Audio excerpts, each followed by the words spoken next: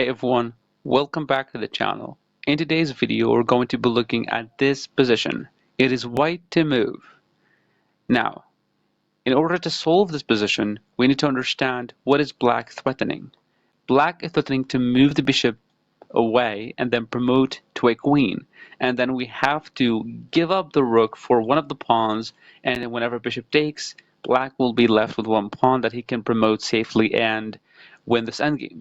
So, by this process of thinking, we come to conclude that we have to make a forcing move in order to face any bishop move, because after the bishop moves, he's going to promote to a queen and we're going to be completely losing this game.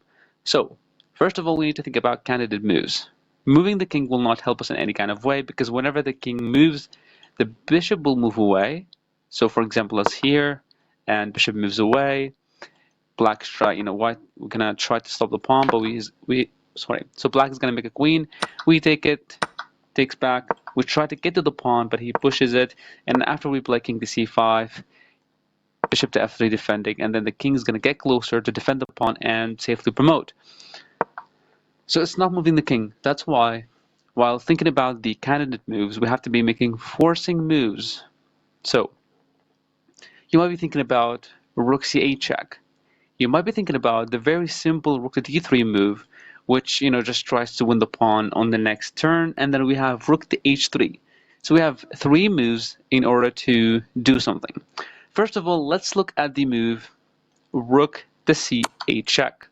After rook to c8 check, he's just gonna play king to g7, rook to c7 check, and he's just gonna hide behind the pawn on f6. And then we cannot do anything. I mean, if we want to sacrifice, doesn't do much. And the pawn, I mean, he's just gonna give a check, and then he's gonna promote to a queen on the next turn. So we come to conclude that rook to c8 does not do much. Okay, let's see what rook to d3 actually does. And you might say, well, why did we not think about rook a3 or rook e3 or rook, for example, g3? We have to make forcing moves. For example, rook to e3 is not forcing move. Black will just move the bishop to f3, give us a check. If we take the bishop, we're just going to make a queen, right? That's why, instead of thinking about all the possible options that we have for the rook, we only think about the forcing move, which is going to lead to something, either checking the king and leading to a good position, or attacking the pawn and trying to win it, or to give another check and to deal with the black king. So we saw the first option, which is rook to c8. Now we're going to play rook to d3 to see what's going to happen. Rook to d3, it might seem we're going to win the pawn on the on the next turn, but there's this really beautiful move, bishop to f3 check.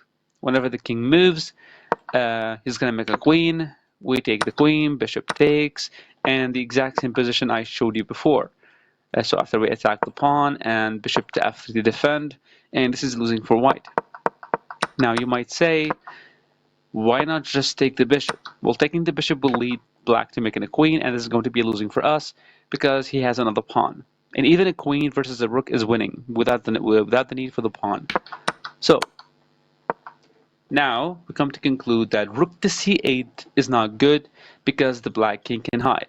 Now you might say that there's a variation, so I just want to make it clear. After rook c8, king g7, rook to c7 check, king f6, there is this rook to c3 move.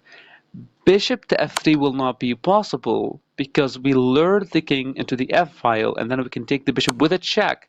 And after the king moves, we can take this pawn and sacrifice the the rook for the pawn and get a draw.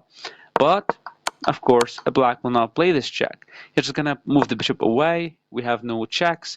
Whenever we try to stop it, he's gonna make a queen, and we have to give up the rook for it. That's why rook c8 never works. So by a process of elimination, rook c8 doesn't work, rook to d3 doesn't work. We don't know why rook to h3 is the correct move, but we know by a process of elimination, there's nothing left. It is the only forcing move that is left in this position. That's why we just think of it, and this is the best move. We don't know what's going to happen after that, but we know it is the best move. So now, black can move to either g8 or g7. Let's say he went here. It doesn't really matter, but what matters the most that the black king went to the black king went to the g file. That's what matters. So after king to g7, of course, we have to make forcing moves.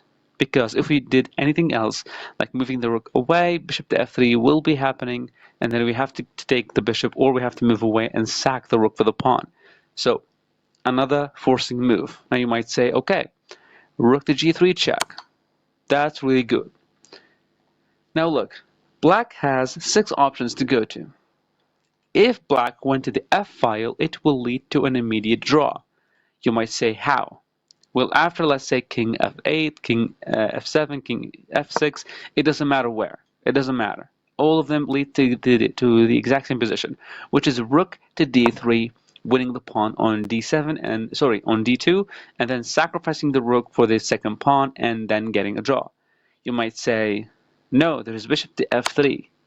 Well, the reason we played rook to h3 check and then rook g3 check to lure the king to the f-file so that whenever he plays the bishop to f3 check, we take the bishop with a check so that he can never make a queen right away. He needs to move the king. We play rook to d3 in time to stop the pawn from promoting.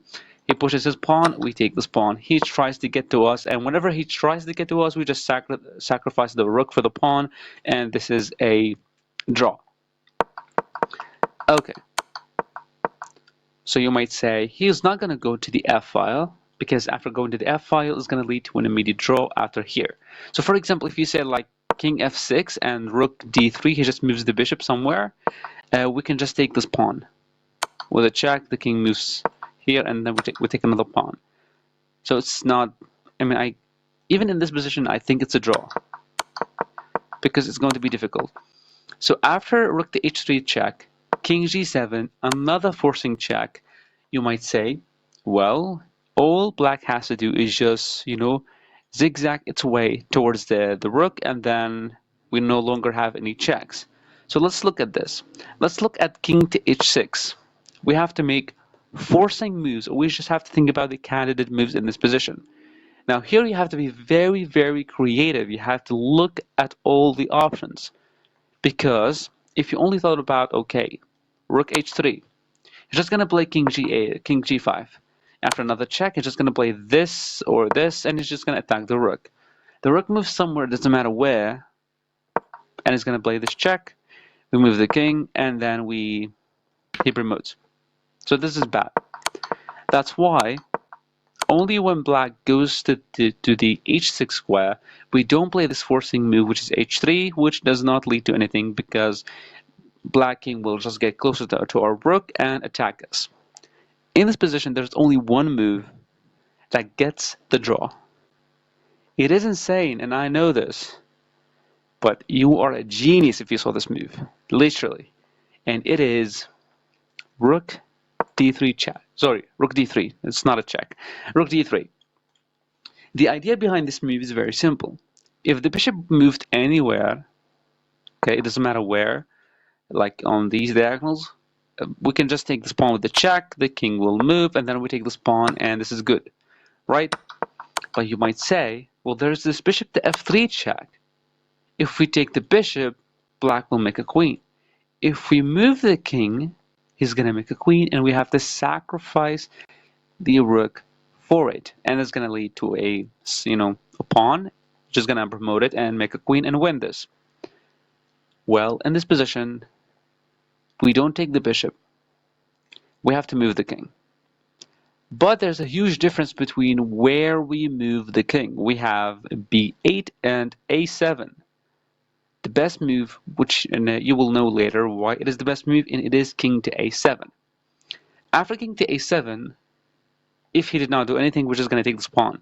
And he should not let us take this pawn. So he promotes to a queen.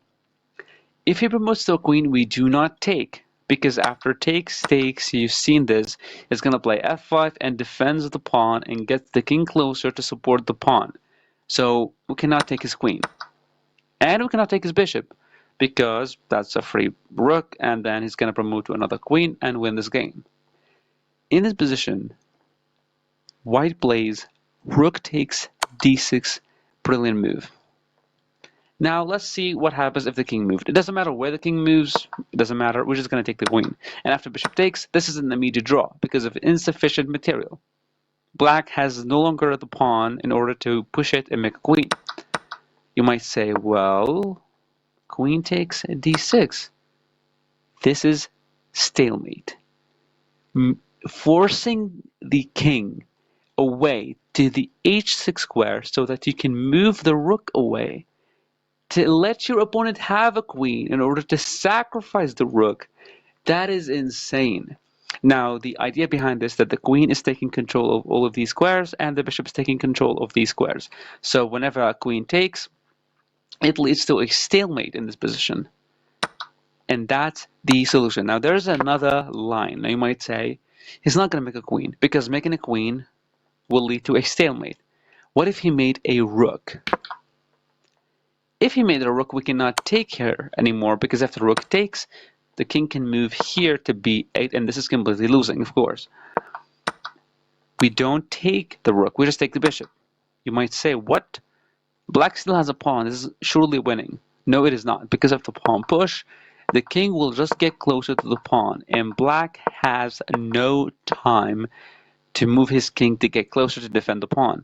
And after he tries to get to it, we're just going to have like rook d3, rook f2, even better to stop the king from actually entering this this little box here. And then after the rook moves, we're just going to win the pawn and then trade, and there's going to be a draw as well. So this is if he made a rook. We just take the bishop and then we get the king closer to deal with the pawn, and this is fine, completely fine, and we're totally drawing this position. Now you might say, well, let's go back all the way to the beginning, which is this check. What happens if he doesn't go to the f file, which leads to an immediate draw because of bishop to f3 will not work? What if he went king h7 or king h8? Well, we get our draw because of repetitive, perpetual check. Rook h3, he moves the king. We play another check. Another check. Now hold on, so this is actually interesting because actually in this position here, check, king moves, for example, to h7. Moving the king to h7, let's think about this. We can just play another check, I believe. Because if he went here, then, of course, this move doesn't work because of bishop to f3. So we have to make another forcing move, which is a check and trying to force him into this square. Force him into the f file. If you went to the f file, it doesn't matter because we have rook to d3 in time to stop the pawn. This check does not work because we still have this. But what if he played king e4 to attack our rook? Ooh, interesting stuff. So we have, this is the only move that is possible, right? Which is rook f1. Because after rook here, pawn promotes, check. Of course, he can just go here. So rook f1. I don't think this is actually good for white. So there's a something here. Hold on. What about king to there? King to h7. It's actually interesting. King to h7. We cannot play any of these moves. We have to play another check. But the thing is, I'm not seeing what happens after king g6. It's not rook g3. Rook g3 is actually losing because of king to f5. No, it's not king f5. Because king to f5, there is rook to d3. So wait, hold on. King f5, rook d3, bishop check, king takes. So rook takes, and then king to e4. And there's rook to f1. Yes! So how this is a draw? I'm really... Hold on. What about king e3? Rook h1. Fine. He's going to try to promote. And king a7. Because whenever he promotes, we have rook takes, king takes, and then we have this to get to the pawn. Okay. So at the end, we just have to sacrifice the rook for one of the pawns and then get the king closer to deal with this pawn. So rook h3 check, and what about king g6? But the move here is not rook g3, because rook g3 is actually leads to king h5, and this is bad for us. So the move here is actually rook to d3, the exact same move. But oh yeah, I'm sorry. I'm really sorry to actually say this. I only thought that the only move that leads to a draw is king to h6, but actually this rank, the sixth rank, leads to the same draw, because whenever it goes here or here, remember our idea of bishop to f3 check, we move the king, allow him to make a queen, and then sacrifice the rook, because whenever he takes, it will lead to a stalemate. Yeah, I struggle with this. Whenever it goes to h6 or g6, then we can go back to d3 and sacrifice the rook, and then get a stalemate. But whenever the king still stays there, we can just keep, repeating checks, and it will lead to a draw. Yeah, I kind of miss this idea, but we managed to get this. Yeah, it's really good. Like, even I actually solved it on my own, and then I, learned about this position. And even though I did that, I still struggled with some kind of moves. But then we managed to think about it and completely finish off this endgame. I really hope you like this video, and I'll see you again with another one.